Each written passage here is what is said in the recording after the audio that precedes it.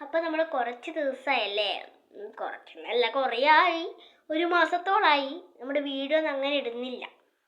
വേറൊന്നല്ല, LSS ഒക്കെ ആണല്ലോ നമ്മളെ പ്രധാനപ്പെട്ട ഒരു എക്സാമാണ് LSS. അപ്പോൾ എനിക്കും പഠിക്കണ്ടേ, നിങ്ങൾ പഠിക്കുന്നുണ്ടെന്ന് കരുതുന്നു. അപ്പോൾ നമ്മുടെ LSSൻ്റെ ക്വസ്റ്റ്യൻ അല്ല ഇന്ന് ഇടുന്നത്.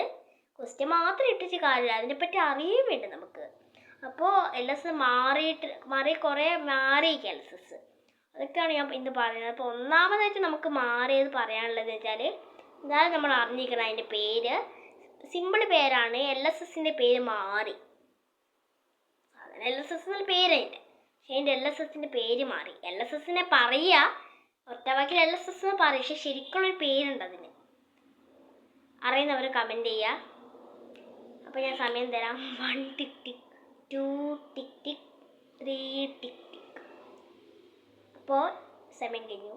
അപ്പോൾ എല്ലാവരും കമൻറ്റ് ഇട്ടെന്ന് വിചാരിക്കുന്നു. എല്ലാവരും അല്ല, ചില ആൾക്കാർ ഇട്ടെന്ന് വിചാരിക്കുന്നു. ഞാൻ പറയാം.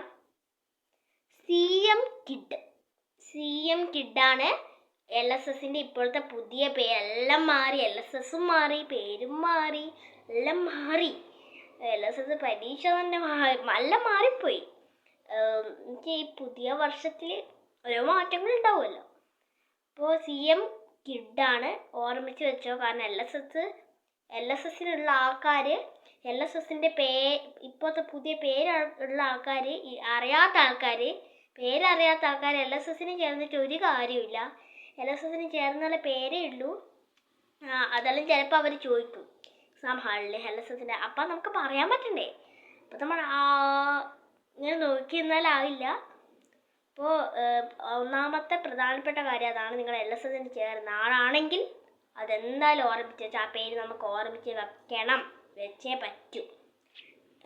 LSS ചേർന്ന ആളാണെങ്കിൽ. അപ്പോൾ അടുത്ത ഇതെന്ന് വെച്ചാൽ LSS ഫുള്ള് മാറിയിട്ടുണ്ട്. LSS എന്നുള്ള പേരേ അതിനുള്ളൂ. എന്ന് വെച്ചാൽ LSSൻ്റെ മോഡല്, അതിൻ്റെ ഉത്തരങ്ങളൊക്കെ ഏകദേശം കഴിഞ്ഞ കൊല്ലത്തെ ഉത്തരങ്ങൾ പോലെ തന്നെയാണ്. പക്ഷെ ഇക്കൊല്ലം ഒത്തിരിയും കൂടെ മാറി വന്നിട്ടുണ്ട് ഉത്തരങ്ങൾ.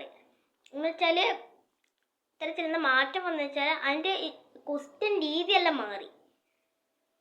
പാറ്റേൺ ആയിരുന്നു പണ്ട്, വേറൊരു പാറ്റേണിന് വേറൊരു രീതി, മറ്റേ പാറ്റേൺ അല്ല, ഗണിതത്തിൽ പാറ്റേൺ അല്ല.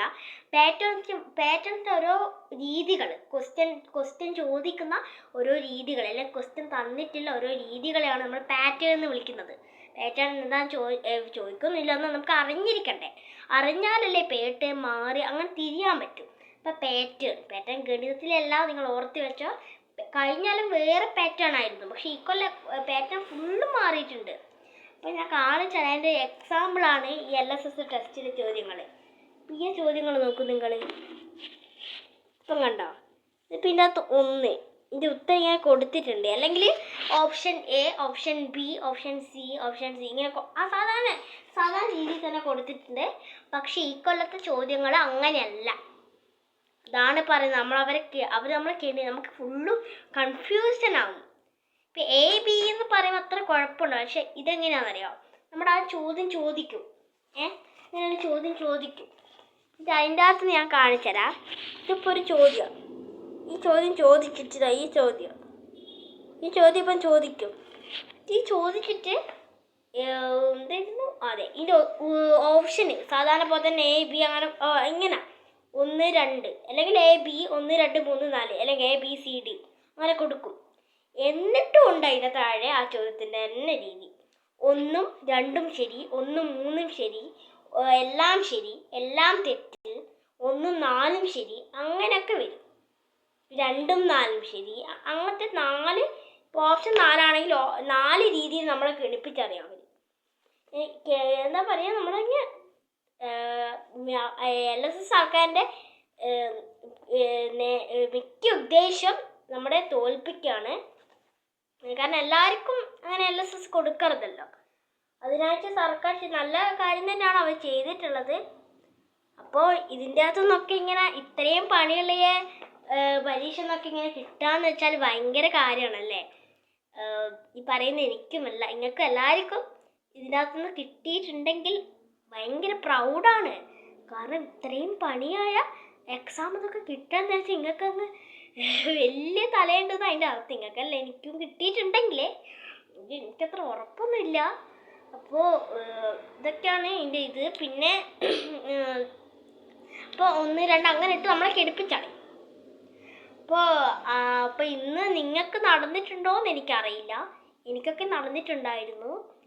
എങ്ങനെയാണെന്ന് വെച്ചാൽ അതിൻ്റെ പേര് സ്ക്രീൻ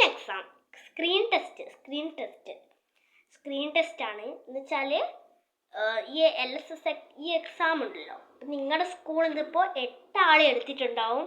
അതിനകത്ത് ചിലപ്പോൾ 2, 3, 4 ആളായിട്ടും വെറുതെ ആഡ് ചെയ്തിട്ടുണ്ടാവും. അല്ലെങ്കിൽ അവർ പറഞ്ഞായിരിക്കും താല്പര്യമുള്ളവർക്ക് ചേരാൻ നിങ്ങൾ മാഷ് പറഞ്ഞിട്ടുണ്ടാവും. എൻ്റെ മാഷ് പറഞ്ഞിട്ടുണ്ട്, ആ മാഷ് പറഞ്ഞിട്ടില്ല, എൻ്റെ മാഷ് പറഞ്ഞിട്ടുണ്ടായിരുന്നു.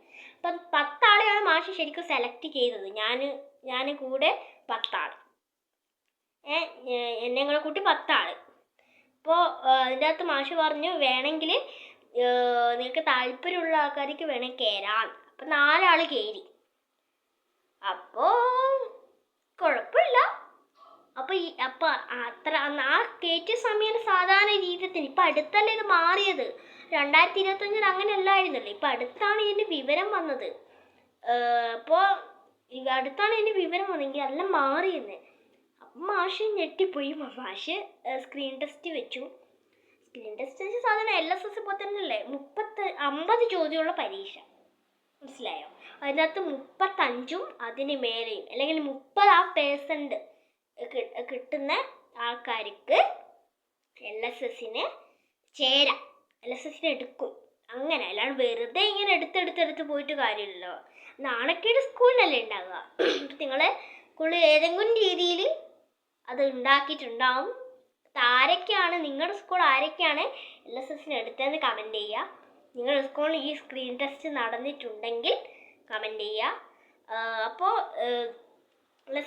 അപ്പോൾ ഇതൊക്കെയാണ് രീതികൾ ഇതിൻ്റെ. LSSന് അങ്ങനെയാണ് നമ്മൾ എടുക്കുന്നത്. വെറുതെ ഇങ്ങനെ എല്ലാവരും എടുത്ത് കൂട്ടിയിട്ട് കാര്യമില്ല. കാരണം എത്രയും പണിയുള്ള ചോദ്യങ്ങളാണ്. അങ്ങേയറ്റം തലയുള്ള ആൾക്കാർക്ക് ഈ ചോദ്യത്തിന് ഉത്തരം കിട്ടൂ. നമ്മുടെ PSC ഉണ്ടല്ലോ, അതൊക്കെ പോലത്തെ ചോദ്യങ്ങളാണ് ഈ കൊല്ലം ഉള്ളത്. PSC തന്നെ 80 എത്രയോ മാർക്കുകൾ, ഇതിലിപ്പോൾ 97 മാർക്ക് വേണം. അതെനിക്ക് പറയാൻ പറ്റില്ല കേട്ടോ. ഇപ്രാവശ്യത്തെ മാർക്ക് അതായത് മിനിമം മാർക്ക് എത്രയാണെന്ന് നമുക്ക് പറയാൻ പറ്റില്ല. കഴിഞ്ഞ കൊല്ലത്തെ നമുക്ക് പറയാൻ പറ്റി, പക്ഷെ ഇക്കൊല്ലത്തെ പറയാൻ പറ്റിയില്ല. നമുക്ക് പറയാൻ പറ്റില്ല. മിനിമം ഒരു 50 മാർക്കെങ്കിലും നമുക്ക് വേണം. പക്ഷേ ഏറ്റവും വലിയ മാർക്ക് എത്ര 90 ഉണ്ടാവും, 95 ഉണ്ടാവും. അപ്പം മിനിമം മാർക്ക് എനിക്ക് പറയാൻ പറ്റില്ല എന്ന് തോന്നുന്നു. മിനിമം മാർക്ക് എത്രയാണ് അത് എനിക്ക് അതിപ്പോൾ അത് ആർക്കും അറിയില്ല എന്ന് തോന്നുന്നു. എൻ്റെ മാഷിനൊന്നും അറിയില്ല. അപ്പം മിനിമം മാർക്ക് ആരെങ്കിലും അറിയുന്ന ആളുണ്ടെങ്കിൽ കമൻറ്റ് ചെയ്യണേ. മിനിമം എനിക്ക് ഓർമ്മയില്ല, പറഞ്ഞിട്ടില്ല എന്ന് തോന്നുന്നു.